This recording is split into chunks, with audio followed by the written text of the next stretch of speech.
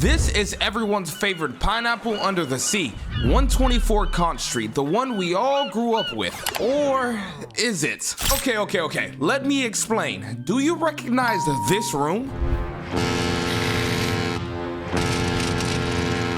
Correct, so that's Mr. SquarePants' famous bedroom. Wow, you're smart. But here's a hard one. Do you recognize this room? Whoa!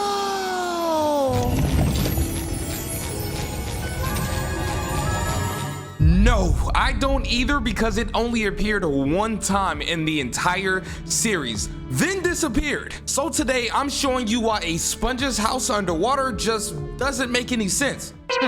Who would have thought? So before we begin, let's take a look at the canonical layout of SpongeBob's house according to the evidence gathered in the show. On the outside, we have the front door, terrace, and then the garage. On the inside, we have 3 floors. The bottom floor consists of the living room, kitchen, trophy room, and extra rooms.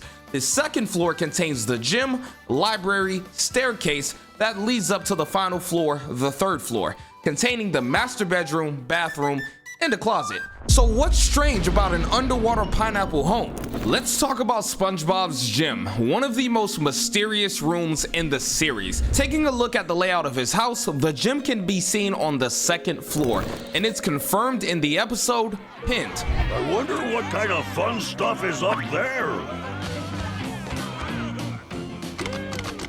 But in the episode of Power for Gary, SpongeBob's gym changes and is seen on the 1st floor of the house.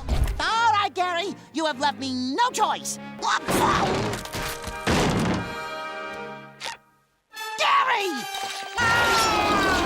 SpongeBob walked down the stairs from his library, which is located on the 2nd floor if you forgot, and walked into what should be the living room, but instead was the gym. Bro is just making his house up as he goes. If we go back to the episode Pinned, SpongeBob throws a bottle out of the gym window, the window that is actually supposed to be attached to the library. And to make matters worse, according to the official SpongeBob YouTube channel, the gym is located on the 3rd floor. The in-home gym is really impressive. State-of-the-art equipment, custom motivational posters. It's perfect for a true buff pants. Yeah, I'm done. It's official. They don't know what's going on. So where is the gym? I guess it's fine considering Mr. Bob doesn't actually lift. I mean, his weights are actual teddy bears. So you know what? Let's take a look at my favorite room in the pineapple. The library. Taking a look at the layout once again, we can see SpongeBob's library is located on the 2nd floor and is confirmed on the official SpongeBob YouTube channel. The 2nd floor also features a library with a soaring 2-story slide. And for all those who are ugly and proud, along with the episode library cards. It's not a secret room, Patrick. It's my library. But this is where my brain starts exploding. If you remember the episode Pinned, the 2 guys walked up those same stairs from the living room, which is on the 1st floor, and that room wasn't the library, but the gym instead. The house is shuffling like the maze from the Maze Runner, because in the episode Shell Shocked, SpongeBob hears a strange noise and goes to investigate. Here we see him go through the door in his bedroom, which leads to the library. Nothing out of the ordinary, until he gets inside of the library and there's a magical door that appears to his right. If we flash back to all the other times where we've seen a full view of the library, that door has never been there. He then proceeds to walk through the door, and in it, a staircase that leads downstairs to the living room. This pineapple under the sea isn't making any sense. Be quiet, Gary the Snout. Never mind that. I have to figure this out. Those stairs SpongeBob previously just went down somehow led to the bottom floor living room. But shown in the episode, Don't Look Now. SpongeBob! SpongeBob, wake up! He's here! Who's here? Hold on, let me turn on the...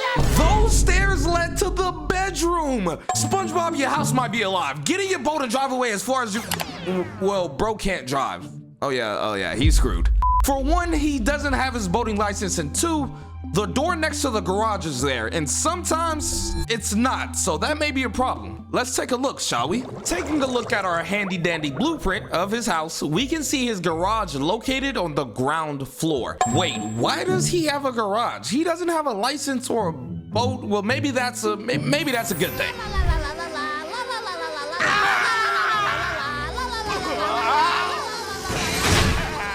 In the episode Krabby Road, we get a pretty good look around and inside of the garage. We see the main garage door, a window, and another door behind SpongeBob and Patrick. But where does it lead to? No one knows. We get a good look at the 3 doors in the living room, one leading into the kitchen, the second being the staircase leading to his bedroom or library, whatever is up there, and the third door being the trophy room, which to be fair changes quite often. But the door in the garage isn't the only confusing part. From every episode the garage is shown in, there are multiple appearances and disappearances of the door on the side of the garage as seen in the episode Naughty Nautical Neighbors. We clearly see the door on the side of the garage, assuming that door leads to the outside from the kitchen. Then we get another shot of the garage in the episode Bunny Hunts, and the door isn't there. Pure wizardry is the only explanation. I'm blaming Voldemort. Who's with me? And speaking of wizardry, in the episode Drive Happy, SpongeBob gets a self-driving car, which is underwater by the way, so technically he isn't driving. But what makes it weird is that you would think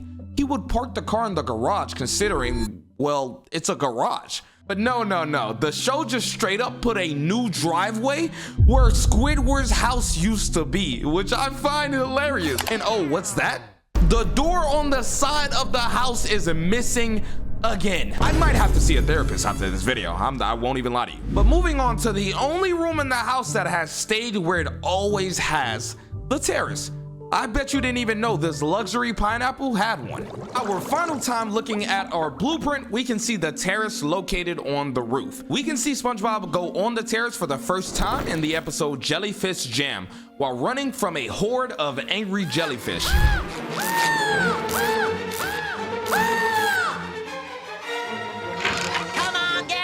But here is where I started to spiral. We then see the terrace in a couple more episodes, except the hatch is missing. So how did he get up there? An explanation for that could be in the episode Best Day Ever, where he just runs up the side of his house. Okay, that kind of explains that, I guess, but how in the ever-loving God did Squidward get on top of his terrace? I'm ugly and I'm proud! I am ugly and I'm proud! I'm ugly and I'm proud! Is that what he calls it? And in that same episode, we see the hatch is still missing. Those wizards, I tell you, they're getting more advanced, because in the episode Love That Squid, we see a massive expansion to the terrace while SpongeBob is helping to prepare Squidward for a date. And then this happened. How is this supposed to help me on my real date? Which, by the way, begins in 5 minutes. What? Squidward just walked down a hatch that's not only in the wrong spot, but it has the stairs that's supposed to lead to the bedroom or library or gym. This house is driving me insane. I'm actually getting angry.